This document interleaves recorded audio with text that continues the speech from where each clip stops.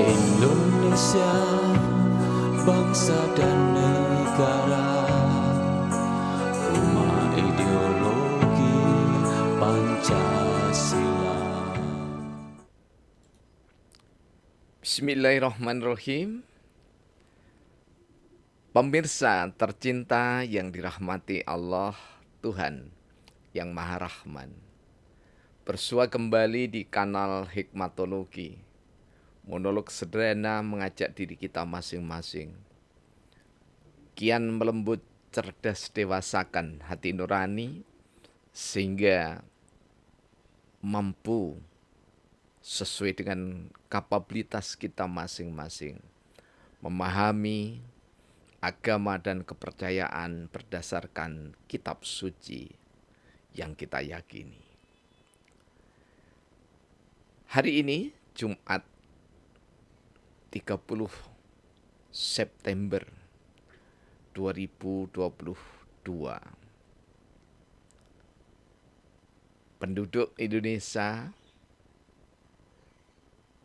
mengibarkan sang saka merah putih setengah tiang. Pertanda ada di tanggal tersebut kegelapan yang menghantui anak bangsa ini. Karena itu, bendera setengah tiang bukan ruh merah putih yang mati, tetapi spiritualitas saudara-saudara kita ketika itu benar-benar dikuasai oleh setan sehingga satu dengan yang lainnya saling melakukan pembunuhan. Tentu saja semoga dengan Rabiul Awal, hari di mana baginda Rasulullah Muhammad SAW dilahirkan sebagai rahmatan lil alamin, wa ma arsalnaka ila rahmatan lil alamin, sepenggal surga yang dibentangkan di dunia berupa tanah air tercinta Indonesia. Kian hari semakin bahagia, kian hari semakin sejahtera, karena seluruh rakyat mempercayai pemimpin yang diberi amanah dan pemimpin memegang teguh amanah untuk menjalankan roda pemerintahan di bawah panji kebesaran dasar negara ideologi bangsa Pancasila. Pemirsa yang dirahmati oleh Allah Tuhan yang Maha Esa, di hari Jumat ini mari kita menengok kembali mengapa Rasulullah Muhammad SAW itu ditugasi atau kelahirannya menjadi rahmat bagi alam semesta, tentu saja termasuk isinya. Kalau kita mencoba mengkaji sejumlah tafsir, mulai dari tafsir milik kita, terjemah dan tafsir Kementerian Agama yang dimulai era insya Allah tahun 1970-an, kemudian kian disempurnakan pada tahun 2011 insya Allah. Kemudian kita bisa menengok ada tafsir Al-Quranul Majid dari Profesor Tengku As-Siddiqi, ada tafsir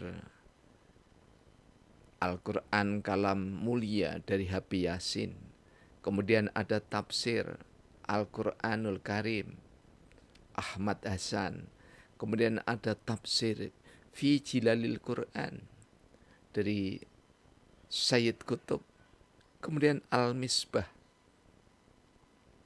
miliknya atau karyanya dari Profesor Dr. Quraish Shihab, kita juga bisa melihat ragam tafsir yang lainnya. Namun jika kita ambil simpul sederhana yang teristimewa dari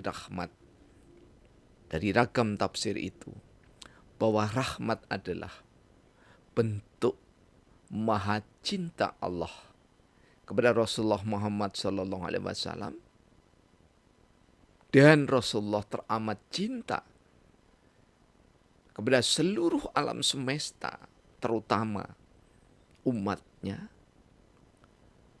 Maka siapa yang menabur rahmat didasarkan pada rahmat tertinggi, yakni adalah hikmah. Kemudian saya mencoba untuk menerjemahkan dalam kosakata atau terminologi teori menjadi hikmatologi. Maka sesungguhnya ketika rahmat dari Allah melalui Rasulullah Muhammad SAW, kita coba terus-menerus upayakan secara optimal, diejawantahkan dalam kata, diejawantahkan dalam perbuatan, diejawantahkan atau dimanifestasikan dalam perbuatan, maka seluruhnya bersumber dan berpulang niscaya pada imannya, pada keimanan. Suatu saat Rasulullah bertutur, ketika seseorang mencuri, maka orang itu tidak dalam keadaan beriman. Maknanya bahwa ketika bangsa Indonesia ini melepaskan sila pertama yang kemudian dijabarkan di dalam pasal 1 dan 2, lebih tepatnya pasal 29 ayat 1 dan 2, bahwa Indonesia berdasar pada ketuhanan yang Maha Esa, negara berdasarkan pada ketuhanan yang Maha Esa, masing-masing pemeluk agama dan kepercayaan itu berhak, karena berhak maka niscaya dilindungi oleh negara untuk melaksanakan ibadah sesuai dengan agama dan kepercayaan masing-masing. Maka menjadi niscaya kita saling menebar cinta, bukan saling mencaci maki, saling memusuhi, apalagi saling menista.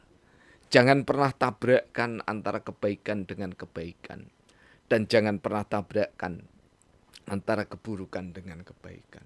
Namun jika kita terpaksa harus berhadapan dengan keburukan, maka tabrilah dengan rasa cinta yang merupakan bagian dari anugerah tertinggi dari Allah, Tuhan yang Maha Esa. Semangat Maulid adalah semangat rahmatan lil alamin. Islam bukan agama rahmatan lil alamin, tapi adinul Islam. Itulah yang diridhoi oleh Allah. Sehingga Islam tidak perlu ditambah-tambah dengan kosakata yang lainnya. Tetapi bagi kita Muslim bisa ditambah dengan kata-kata yang lainnya. Muslim Indonesia, Muslim Malaysia, Muslim Afrika, Muslim Mesir, Muslim Sudan, Muslim Aljazair, Muslim Amerika, Muslim California, dan seterusnya. Namun Islam yang salah satu misinya membawa pesan rahmat bagi alam semesta, kita harus menyaksikan bahwa betapa maha cintanya Allah, sehingga yang diharamkan pun dicintai oleh Allah. Namun pesan Allah yang abadi, yang diharamkan oleh Allah dan Rasul-Nya, pantang untuk kita gunakan atau untuk kita konsumsi dalam kehidupan sehari-hari. Kita, bangsa Indonesia, harus bangga ketika terjadi pemberontakan gerakan 30 September PKI, maka sampai dengan 1 Oktober, di tanggal 1 Oktober pagi hari, Sang Saka Merah Putih masih tegak berdiri dengan sayap mengembang dada berperisai segi 5, menggambarkan atau mensimbolkan sila-sila Pancasila masih tegak di bawah kesatria-kesatria agung yang dimiliki Indonesia. Ulama, rohaniawan, spiritualis bekerja sama dengan Tentara Nasional Indonesia. Maka paham yang tidak sesuai dengan nilai-nilai luhur Pancasila harus enyah dari bumi pertiwi. Jika ada saudara kita di belahan dunia yang lain mengamalkan ideologinya yang tidak sesuai dengan Pancasila, maka itu adalah hak mereka. Namun bagi kita, bangsa Indonesia, membentengi Pancasila, mensosialisasikan, menumbuh kembangkan, mengimplementasikan, mengejawantakan, mewujudkan sebagai proses berbangsa dan bernegara yang tidak pernah kesudahan adalah keniscayaan. Jangan pernah bosan kita mendengar kata Pancasila.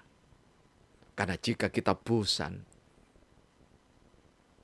maka Pancasila tidak akan terjaga, apalagi termanifestasikan. Karena itu, hikmatologi bukan barang baru, tetapi hikmatologi dalam pengertian keilmuan sudah dimulai sejak zaman Nabi Idris atau Henoh alaihissalam. Kita bukan pembaharu, namun kita mencoba untuk mengingatkan diri kita masing-masing bahwa hasil renungan filosofi yang didasarkan pada penginderaan ataupun pengelanaan imajiner semata,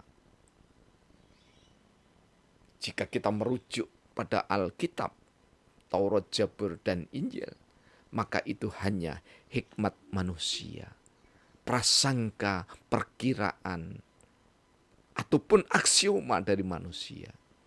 Tetapi hikmah dari Tuhan yang kita mencoba jabarkan menjadi hikmatologi, Immanuel yang saya letakkan di tengah-tengah itu adalah sumber dari segala sumber ilmu pengetahuan yang dimiliki manusia berdasar pada agama dan kepercayaan masing-masing.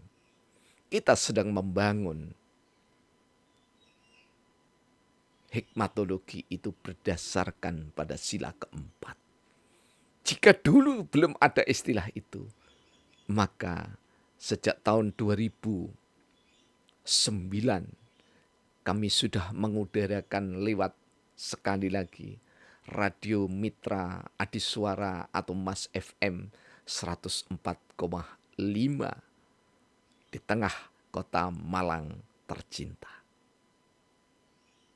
Dari Immanuel, spirit kebangsaan kita sama, yakni segala bentuk penjajahan diharamkan di muka bumi ini.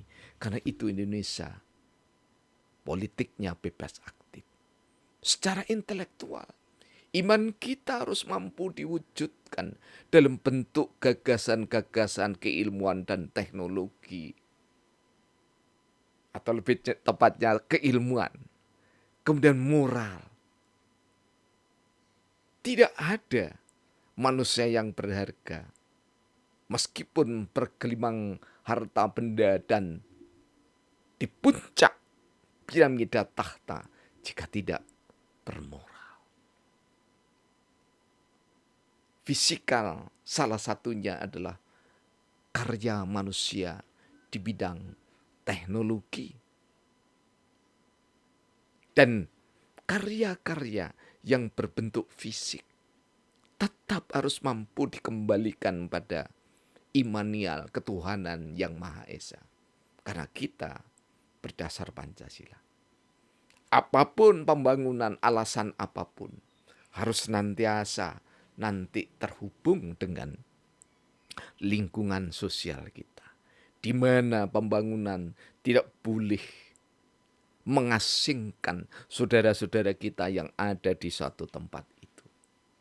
Jika harus dipindahkan, maka pemindahan itu niscaya lebih baik daripada tempat semula. Sebagai anak bangsa yang berdasar pada ideologi Pancasila, maka environmental, tumbuhan, flora, biota laut, dan apapun bentuknya, jangan demi alasan pembangunan kemudian semua disapu rata. Tetapi ekosistem harus dijaga. Sekelumit tentang rahmatan lil alamin. Tentu saja ini adalah sekedar kita membuka hati kita masing-masing. Meskipun ada saudara kita yang menyanggah tentang hikmatologi, tentu sanggahan itu justru mengayakan hikmatologi itu sendiri. Tentu saja harapannya memang ada sanggahan, ada masukan, ada kritik. Karena dengan kritik itu akan lebih sempurna konsep teoritik hikmatologi yang sebenarnya dibangun dari data sejarah dan data primer yang ada di tengah masyarakat bangsa kita, utamanya masyarakat dunia ilmu pengetahuan utamanya.